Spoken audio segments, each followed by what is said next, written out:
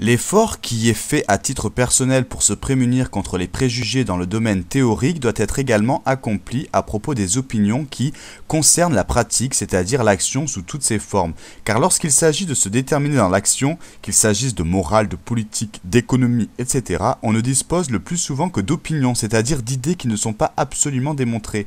Comme le dit Aristote, la prudence consiste à agir sans certitude absolue mais en faisant des choix adaptés aux circonstances toujours particulières de l'action. Le stratège, le médecin, le juge ont tous pour tâche de faire preuve de jugement, c'est-à-dire d'appliquer au domaine du probable, de l'incertain, du possible, des connaissances et des règles générales. Ainsi, nous retrouvons l'ambiguïté initiale de l'opinion. D'un côté, elle s'oppose à la connaissance vraie parce qu'elle adhère à une idée qu'elle accepte sans l'avoir entièrement démontrée. De l'autre, elle est la forme de la connaissance la plus importante dans le domaine de l'action, à condition de s'exercer sous la forme d'un jugement éclairé. C'est ainsi que pour les anciens, le stratège athénien Périclès incarnait le modèle du dirigeant avisé et perspicace, détenteur d'une sagesse véritable qui ne sépare pas, mais au contraire harmonise la pensée de l'homme et la réalité du monde, la théorie et la pratique. En fin de compte, l'opinion n'est écartée de la connaissance que lorsqu'elle est affirmation strictement individuelle, non réfléchie et fermée à la critique. Mais la mise en débat des opinions par le dialogue rationnel et la critique réciproque est un moyen de progresser dans la connaissance. Certes, la discussion se réduit souvent à un dialogue de sourds, on se réfute alors non pas pour préciser le sens des idées, mais simplement pour polémiquer, on cherche la victoire sur l'autre et non pas la vérité. Mais un vrai dialogue rationnel entre les points de vue est toujours fécond. Ce dialogue repose sur la conviction qu'il est possible en principe d'aboutir à une conclusion commune. C'est ce que Kant appelle un sens commun, une référence commune à tous, indispensable pour obtenir l'accord des esprits. Cet effort suppose 3 conditions. 1. Chercher à penser par soi-même sans se contenter de répéter ce qui a été dit. 2. Penser en se mettant à la place de tout autre, ce qui implique de sortir de soi-même, afin d'envisager d'autres points de vue, des questions et des réfutations possibles. 3. Penser en accord avec soi-même, ou encore de façon cohérente et conséquente, c'est-à-dire défendre une position qui puisse rendre raison d'elle-même. Ainsi, la connaissance vraie accueille la multiplicité des points de vue et des opinions, car elle suppose l'exercice personnel d'une pensée élargie à tous les points de vue possibles. La véritable connaissance n'est pas solitaire, le dialogue rationnel va de pair avec la rectification des erreurs et avec la communication des vérités. Si chaque homme s'en tenait à sa propre opinion sans vouloir tenir compte des objections d'autrui ou de la résistance des faits, il ne serait pas question de vérité, mais pour progresser dans la connaissance de la réalité et trouver un accord entre les hommes, il convient de distinguer les opinions sans fondement et celles auxquelles on a des raisons de faire confiance. Parmi celles-ci, les connaissances établies selon des règles et soumises à des vérifications sont tenues pour des vérités objectives. Il ne faut pas confondre les unes avec les autres, mais il importe de ne pas rejeter des croyances concernant des questions qui ne peuvent faire l'objet d'une démonstration définitive. Ces croyances, expression de notre subjectivité la plus intime, sont au nombre de nos biens les plus précieux. Dans cette émission, nous avons répondu à une première question. Quel sens possible pour le mythe de la caverne? Nous allons tenter de répondre à une autre question. Pourquoi vouloir la vérité? À vous de réfléchir à cette question et d'en imaginer le plan de votre dissertation. Pourquoi vouloir la vérité? Le sujet « Pourquoi vouloir la vérité » présuppose que l'homme est sans cesse à la recherche de la vérité. La vérité étant synonyme de connaissance, du savoir absolu sur le monde, sur les choses qui nous entourent et bien sûr sur nous-mêmes. La vérité est également une préoccupation essentielle de la recherche philosophique. Elle n'est ni un fait ni un élément donné, c'est pourquoi elle doit toujours être recherchée. D'où ces fameuses questions « Pourquoi vouloir la vérité » ? Pourquoi ne pas la vouloir ? Il est alors intéressant de se demander s'il est nécessaire que l'homme veuille rechercher la vérité plutôt que rester dans ses illusions. Il faut pour cela commencer à s'interroger sur la vérité et à ce qu'elle signifie vraiment, ensuite voir en quoi la vérité peut être une libération et enfin s'intéresser à toutes les remises en cause auxquelles elle doit faire face. Réfléchissez déjà aux idées principales à développer dans votre argumentation, dans votre développement. Quel plan établir pour répondre à cette question de manière claire et de manière structurée en opposant une thèse et une antithèse par exemple? Nous allons essayer de trouver plusieurs idées en vrac qui concernent la vérité et qui pourraient être intéressantes à argumenter pour une dissertation. Ensuite, à vous de leur trouver une place dans votre plan. Il faut s'intéresser tout d'abord à la vérité. Qu'est-ce que la vérité? Voilà une question que tout le monde se pose et se posera toujours. C'est d'ailleurs cette même question que Ponce Pilate a posée à Jésus-Christ avant de le juger. Jésus, pour qui la réponse bien sûr était très claire, puisqu'il disait toujours « Je suis la vérité ». Mais que signifie vraiment la vérité? Il faut d'abord pouvoir définir la vérité et consacrer un petit paragraphe à toutes les définitions possibles de la vérité. De quoi pouvez-vous encore parler dans votre dissertation? Peut-être faire une opposition entre vérité et croyance, en citant Jésus-Christ par exemple, ou alors en parlant de la religion et des croyances religieuses en général, la vérité selon Socrate ou selon Platon. Mais de quoi pouvez-vous également parler dans votre dissertation? Pourquoi ne pas opposer ignorance et vérité, ignorance et connaissance, pour expliquer en quoi la vérité serait une délivrance de l'ignorance? Imaginez dans votre dissertation une partie consacrée à la vérité comme étant une libération. Ainsi, vous pourrez également consacrer une sous-partie à l'allégorie de la caverne de Platon. On peut également rédiger une sous-partie traitant de la vérité en tant que source de progrès pour l'homme. Ensuite, opposer cette vérité à sa remise en question, en traitant par exemple des sceptiques qui pensent que personne ne peut avoir la même perception de telle ou telle chose, ce qui reviendrait à dire que tout est relatif. On peut également citer Descartes et son cogito, comme unique certitude que l'homme doit avoir en disant « je pense donc je suis ». Pour lui, le cogito est irréfutable. Ensuite, consacrer une sous-partie à la vérité qu'il vaut mieux taire, car toute vérité n'est pas bonne à dire. Se poser de nouvelles questions telles que « En quoi avons-nous peur de la vérité? Pourquoi parfois nous avons peur de la découvrir ?» Ne pas hésiter à citer des exemples concrets de la vie courante où parfois le mensonge nous arrange. Pourquoi ne pas parler également des vérités qui sont incontestables, comme par exemple les vérités mathématiques et scientifiques que l'on ne peut pas contredire, sur lesquelles on ne peut être que d'accord? À vous de structurer tout un plan cohérent pour répondre à cette question. Nous allons voir maintenant quelques conseils pour faire une bonne dissertation.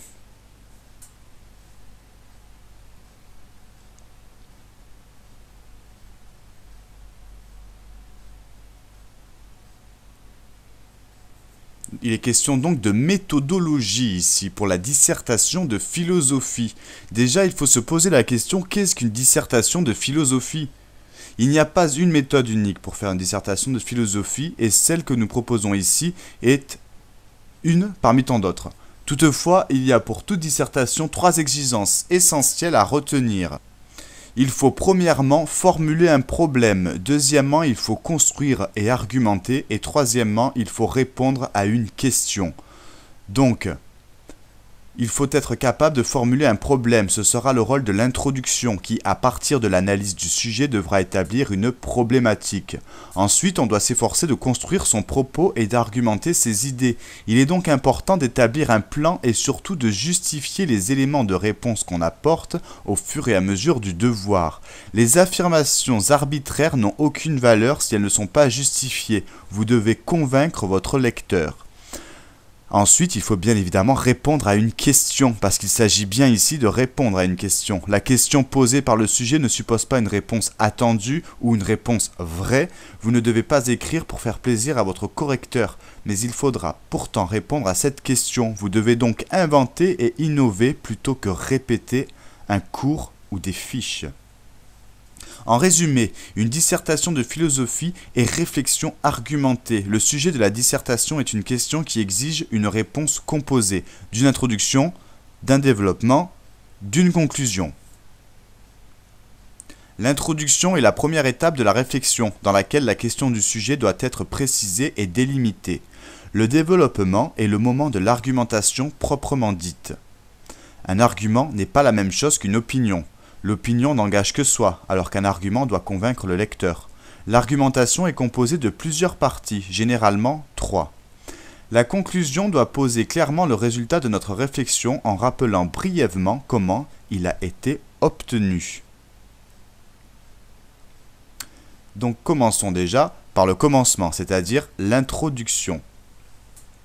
Voici un exemple de construction du problème articulé autour des étapes suivantes. S'entendre sur le sens des mots importants du sujet en les définissant soit d'entrée, soit dans le cours de sa réflexion. Montrer que la question du sujet a été comprise en la précisant. Poser une problématique qui annonce en même temps le plan de la dissertation tel qu'il sera déployé dans le développement. Imaginez que le sujet de la dissertation soit « Tout le monde est-il artiste ?» Ceci est un exemple.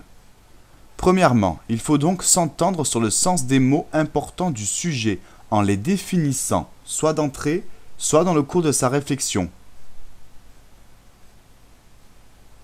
Exemple. Par définition, un artiste s'adonne à l'une des activités qu'on classe parmi les beaux-arts, comme la sculpture, la musique ou la peinture. L'écrivain Stendhal parlait des heureux élus, pour désigner les heureux privilégiés qui, dans l'histoire, avaient mérité ce nom d'artiste. Ils sont peu nombreux, en effet, ceux qui ont l'honneur d'être exposés dans les grands musées, comme si l'artiste était une race d'hommes à part, faite d'une autre fibre que celle qui compose le commun des mortels. Ensuite, il vous faut montrer que la question du sujet a été comprise en la précisant. Par exemple, c'est ce genre de conception que le sujet proposé nous demande d'évaluer, voire de remettre en question. N'a-t-on pas ici une vision bien trop élitiste de l'art, activité d'un petit nombre destinée à un petit nombre, les esthètes qui, seuls, comprendraient le sens de l'art? Ensuite, il vous faut poser une problématique qui annonce en même temps le plan de la dissertation tel qu'il sera déployé dans le développement. Par exemple, il nous faudra revenir en un premier temps sur la conception élitiste de l'art pour en comprendre les fondements. Puis nous tenterons d'évoquer une vision plus démocratique de cette activité, celle qu'on appelle parfois art populaire, nom que revendiquent ceux qui se considèrent comme des artistes des rues. La jeune femme qui chante dans les couloirs du métro, le jeune qui dessine des graphes sur les murs de certaines cités, le photographe du dimanche, ne pourraient-ils pas, eux aussi, prétendre à ce titre si convoité d'artiste? Pourquoi refuser à tous les hommes cette capacité créatrice qui caractérise pourtant l'humaine condition, puisque, dit-on, nous sommes tous sensibles à la beauté? C'est ce que notre réflexion tentera de déterminer.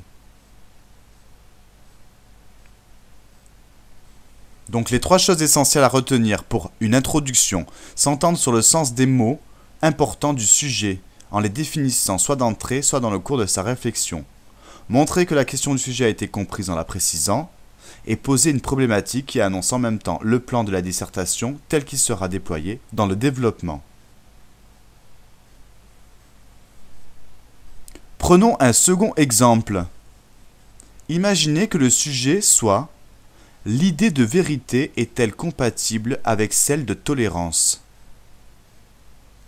Il faut premièrement s'entendre sur les sens des mots importants du sujet en les définissant soit d'entrée, soit dans le cours de sa réflexion. Deuxièmement, montrer que la question du sujet a été comprise en la précisant. Et troisièmement, poser une problématique qui annonce en même temps le plan de la dissertation tel qu'il sera déployé dans le développement. L'idée de vérité est-elle compatible avec celle de tolérance? Comment rédiger une introduction pour ce sujet? Déjà, s'entendre sur le sens des mots importants du sujet en les définissant soit d'entrée, soit dans le cours de sa réflexion. Par exemple, au sens le plus général, la vérité est l'accord du discours avec son objet. Cela signifie que le vrai appartient à l'ordre du langage, par opposition à l'adjectif réel qui s'applique aux choses elles-mêmes. Ainsi, on dira que la vérité historique est l'accord du récit de l'historien avec la réalité du passé. Le mot tolérance possède quant à lui deux significations bien distinctes. Il désigne soit l'assouplissement dans l'application de la loi, et ce sens-là est d'ordre juridique. Il peut désigner aussi l'ouverture d'esprit, la capacité à accepter les différences de l'autre, et il s'agit là d'un sens purement moral. Ainsi, on peut être tolérant si on ne rejette pas d'emblée des personnes d'une autre culture que la sienne. Ensuite, il faut montrer que la question du sujet a été comprise en la précisant. Par exemple, lorsque l'on croit détenir la vérité, peut-on admettre, peut-on tolérer qu'autrui ne puisse pas penser comme nous? Pour répondre à cette question, il est nécessaire de mentionner les trois grands domaines qui prétendent être détentrices d'une vérité, sinon de la vérité. Et finalement, il faut poser une problématique qui annonce en même temps le plan de la dissertation tel qu'il sera déployé dans le développement. Par exemple, la croyance religieuse est-elle compatible avec la tolérance? La science n'est-elle pas intolérante vis-à-vis des discours non scientifiques? La philosophie est-elle porteuse d'une forme d'intolérance?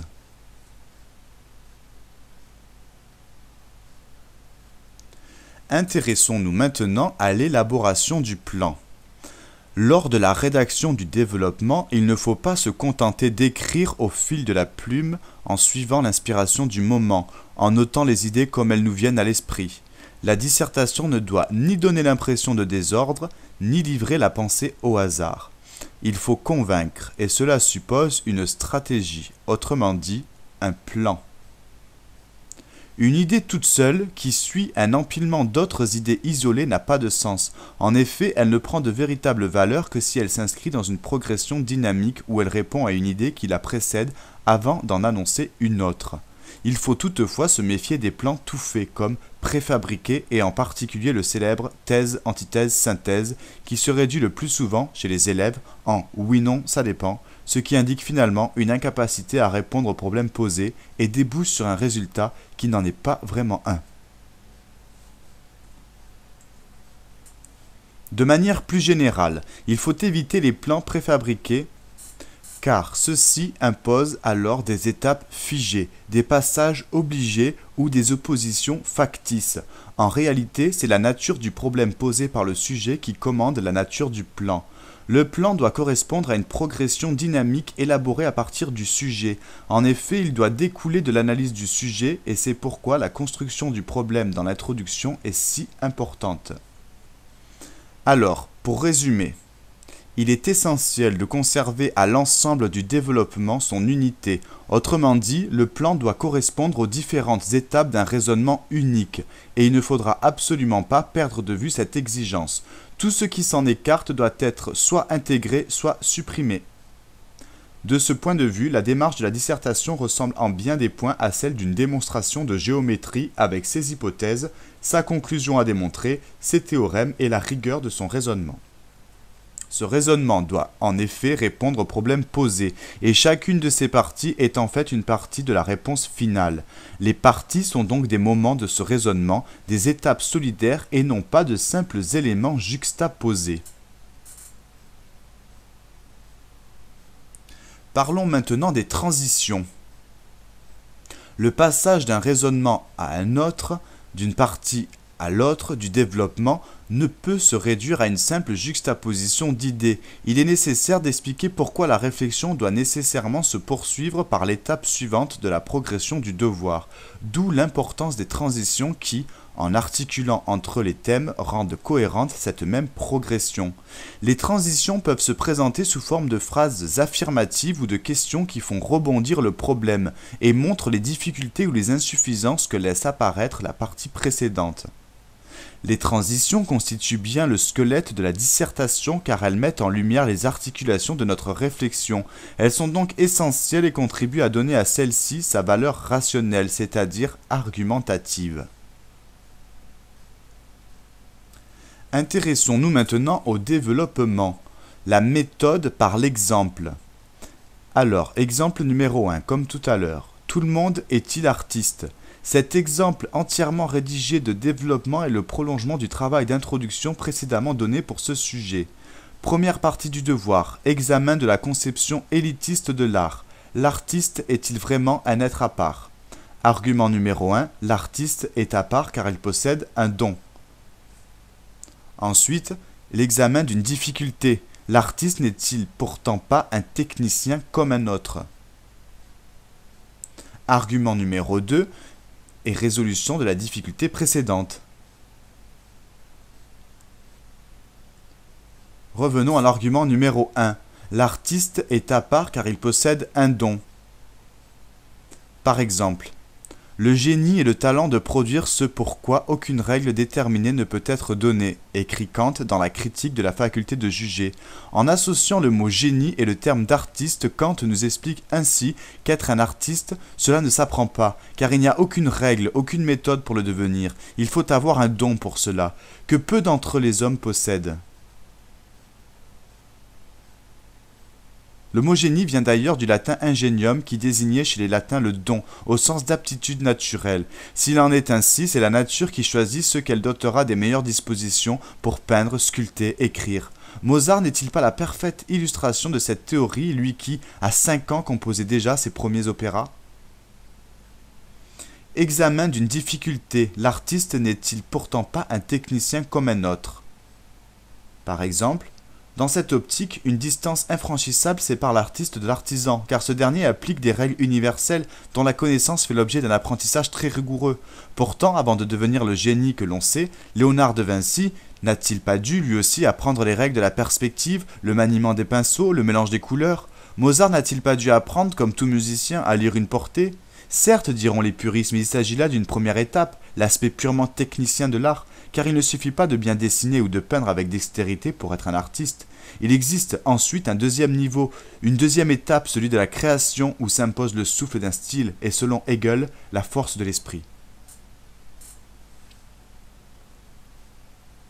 Et enfin, argument numéro 2 et résolution de la difficulté précédente. Par exemple, bien avant les écrits de Hegel sur l'art, Léonard de Vinci l'avait écrit « L'art est une causa mentale, une chose mentale, qui dépasse de très loin la simple dextérité à peindre ou à sculpter. L'artiste seul est capable d'inventer un style où se réalise la parfaite fusion du matériel et du spirituel, du support sensible et de l'idée. De tels hommes, selon Kant, sont extrêmement rares, et c'est la raison pour laquelle ils sont portés au nu et célébrés quand ils apparaissent, contrairement aux artisans parfois méprisés. » Deuxième partie du devoir, examen de la conception populaire de l'art. Tout le monde n'est-il pas un artiste en puissance? Argument numéro 1, les artistes contemporains eux-mêmes rejettent la conception élitiste de l'art. Argument numéro 2, il faut effacer la frontière autrefois posée entre l'artiste et l'artisan.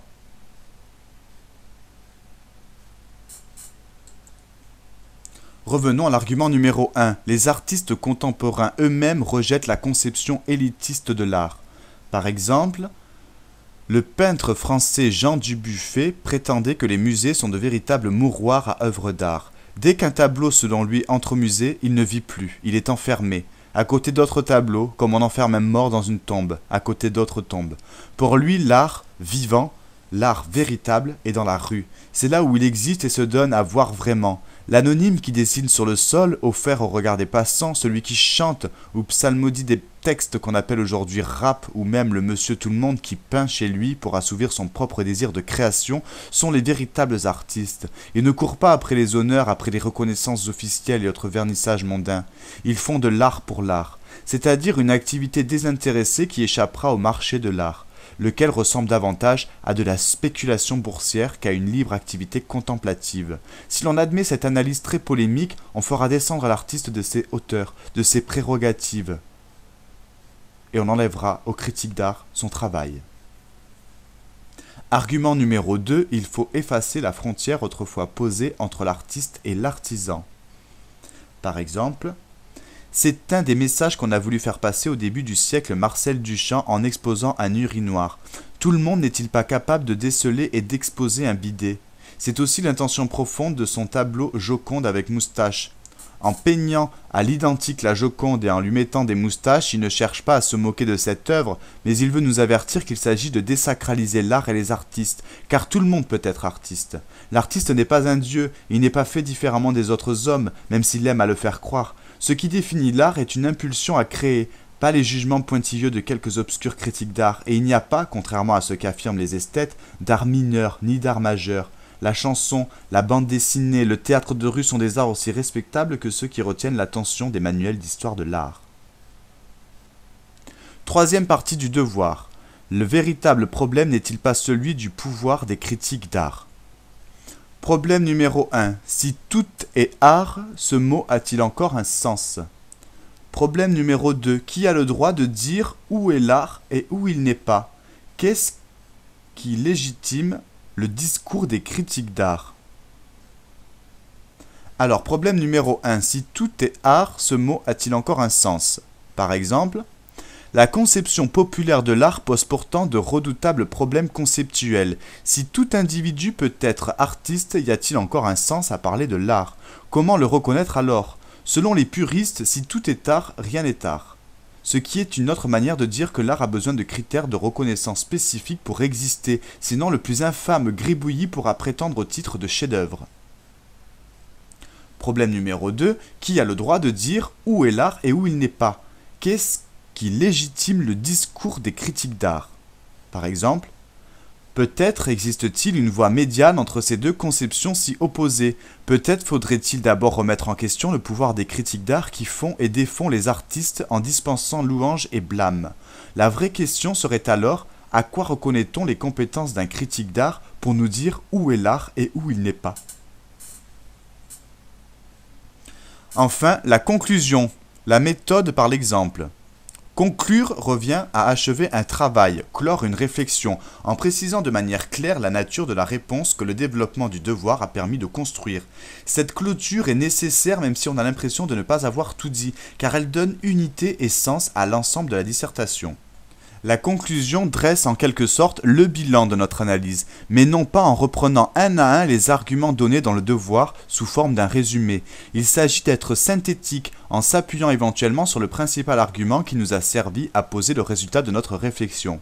La conclusion ne doit pas nécessairement ouvrir la réflexion à un autre problème que celui traité dans la dissertation, au risque de briser son unité, et cette étape n'est donc, à proprement parler, pas indispensable.